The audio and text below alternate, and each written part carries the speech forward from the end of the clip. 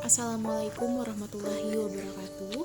Perkenalkan, nama saya Tiara Patricia dengan NIM 190507648 dari Program Studi Pendidikan Bahasa Indonesia kelas B angkatan 2019. Di sini saya akan menceritakan tentang legenda Danau Lipan. Danau Lipan terletak di Kecamatan Muara Kaman, tepatnya kurang lebih 120 km dari Tenggarong, Kalimantan Timur arah hulu. Berbeda pada danau umumnya, Danau Lipan bukanlah tempat kumpulan air melainkan sebuah padang yang luas dan ditumbuhi semak dan perdu. Saat kemarau, danau ini benar-benar terlihat seperti sebuah padang. Namun pada saat musim penghujan dan hujan lebat, terkadang air sungai meluap sehingga Danau Lipan terlihat seperti danau pada umumnya. Danau ini pun memiliki legenda yang berkembang di masyarakat setempat. Diketahui, dulu sekali daerah tersebut merupakan sebuah lautan dan tepinya disebut Berubus. Sedangkan kampung Muara Kaman dikenal dengan nama Benua Lawas. Pada saat itu, terdapat sebuah kerajaan yang sangat ramai dan seringkali dikunjungi. Hal ini disebabkan kerajaan tersebut terletak tepat di tepi pantai. Kerajaan itu amatlah terkenal akan adanya seorang putri yang amat sangat cantik yang tinggal di sana. Putri Aji berdarah putih namanya. Sang putri memiliki sesuatu yang tidak biasa dari yang lainnya.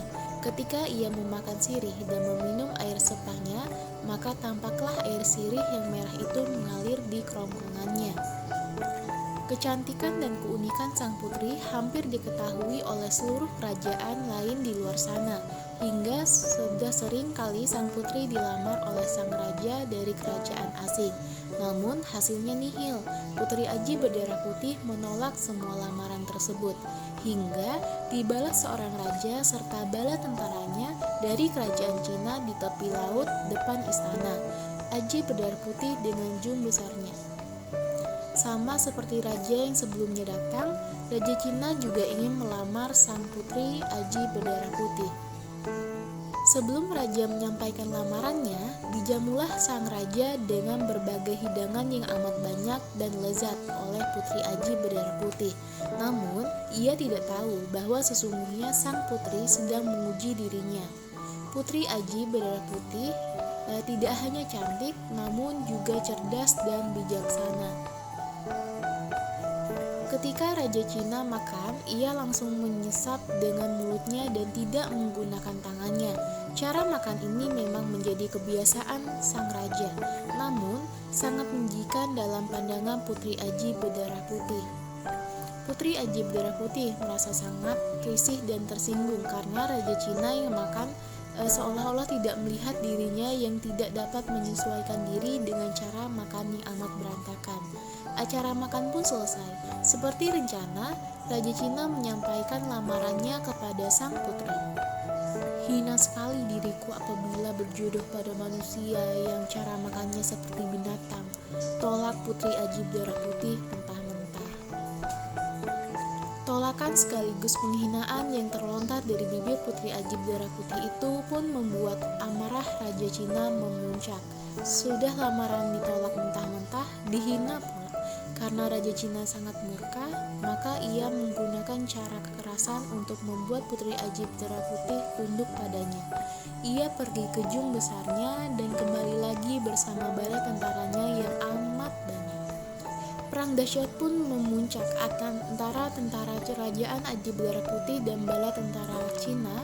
Bala tentara Cina datang semakin banyak dari arah laut sehingga membuat bala tentara kerajaan Aji berdarah putih kewalahan menangkis serangan demi serangan dari bala tentara Cina tersebut. Lalu Putri Aji berdarah putih yang menyaksikan perang itu merasa sedih dan juga geram. Ia memprediksi perang akan dimenangkan oleh bala tentara Cina, dan hal ini semakin membuatnya murka.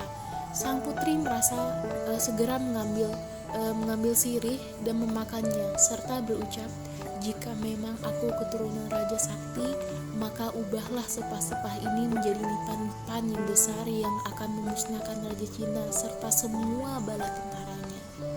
Setelah selesai berkata, segeralah Aji berdarah putih menyemburkan sepah tersebut dari mulutnya ke arah tempat perpecahan perang. Saat disemburkan oleh sang putri, berubahlah sepah-sepah itu menjadi ribuan lipang raksasa yang siap menyerang Raja Cina beserta semua bala tentaranya yang sedang mengamuk. Satu demi satu bala tentara Cina yang gagah perkasa itu dibinasakan. Tentara yang tidak bisa melawan kekuatan lipan yang dahsyat itu mulai lari pontang-panting menuju jungnya dan kabur menghindari ribuan lipan tersebut. Hal yang sama pun juga terjadi pada sang Raja Cina. Namun pada saat mereka berusaha kabur, lipan tersebut tetap mengejar sang raja dan bala tentaranya karena sudah dimantrai untuk memusnahkan Raja Cina serta seluruh bala tentaranya. Ribuan lipan itu bergelombang mengejar jung milik Raja Cina serta bala tentaranya dan memusnahkan mereka. Jung yang mereka gunakan pun ditenggelamkan oleh ribuan lipan tersebut. Bersamaan dengan matinya Raja Cina dan juga tenggelamnya jung-jung milik kerajaan Cina, mendadak Putri Aji berdarah putih menghilang secara gaib. Kerajaan yang dipimpin putri berwajah amat cinta itu pun turut menghilang. Laut tempat jung-jung yang tenggelam itu juga mendadak berubah menjadi sebuah daratan luas. Daratan itu pun kemudian disebut dengan Danau Lipan. Dari saya akhiri. Wassalamualaikum warahmatullahi